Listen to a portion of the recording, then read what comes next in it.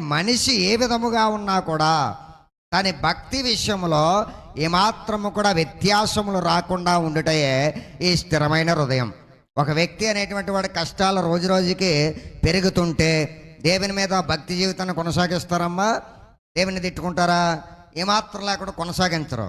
ఆటోమేటిక్గా పాస్టర్ గారు అండి మనసు పోలేదండి, కష్టాలు ఎక్కువైపోయినాయండి, శ్రమలు ఎక్కువైపోయినాయండి, స్థిరమైన హృదయాన్ని కలిగి ఉండకుండా తమకున్నటువంటి భక్తి జీవితాన్ని ఈ బాధల విషయమై, కష్టాల విషయమై, శ్రమల విషయమై, నిందల విషయమై తాకట్టు పెట్టేసి దేవుని సన్నిధికి రాకుండా చింతిస్తూ, వేధిస్తూ, బాధపడుతూ గదిలో కూర్చుని తలుపులు తీయకుండా, అన్నం తినకుండా, తల దువ్వుకోకుండా, తల స్నానం చేయకుండా, బ్రష్ చేసుకోకుండా, తిండి తినకుండా ఉంటారు. ఎవరికి నష్టం?